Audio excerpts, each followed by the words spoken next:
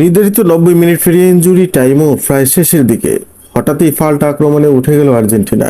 গোলের জন্য শট করলেন লিওনেল মেসি, ফিরিয়ে দিলেন গোলরক্ষক। তবে ফিরতি বলে আর ভুল করলেন না।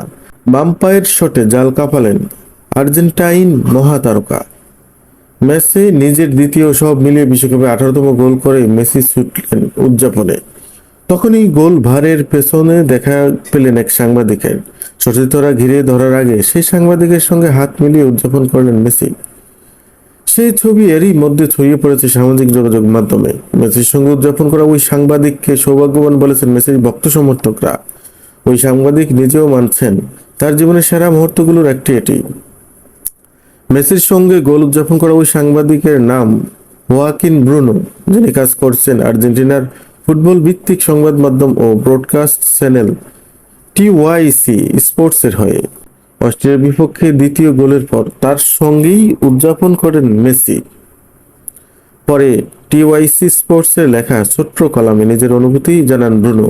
সেই মুহূর্তে অনুভূতি বলতে গিয়ে সাংবাদিক বলেন, আমি এখনো কাঁপছি, যেন গোর কাটিয়ে উঠতে পারছি না। এটি সত্যি কঠিন এবং প্রতিদ্বন্দ্বিতাপূর্ণ ম্যাচ ছিল, আর আমার স্নায়ুগুলো তখন টান টান উত্তেজনায় ছিল।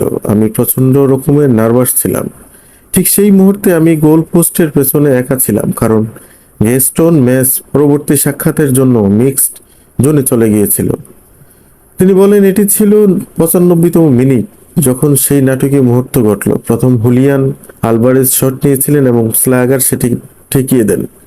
মেসি ফিরতি বলটি পেয়েছিলেন, কিন্তু গোলরক্ষক এবং রক্ষণভাগ তার শট আটকে দেয়। তৃতীয় প্রচেষ্টায় দা ফ্লি আর ভুল করেননি। আমি মাত্র কয়েক মিনিটে দূরেই ছিলাম এবং অন্য যে কোনো ভক্তের মতো আমি পাগলের মতো চিৎকার করেছিলাম। সাংবাদিক বলেন, তারপর দেখলাম লিওন আমার দিকে আসছে। আমি তখনও চিৎকার করেছিলাম আর সে আমার দিকেই তাকাচ্ছিল। সে এগিয়ে এসে আমাকে হাই ফাইভ দিল। একজন আর্জেন্টাইন ভক্ত ও মেসির একনিষ্ঠ অনুরাগী হিসেবে আমি এখন যা অনুভব করছি তা ভাষায় প্রকাশ করা কঠিন।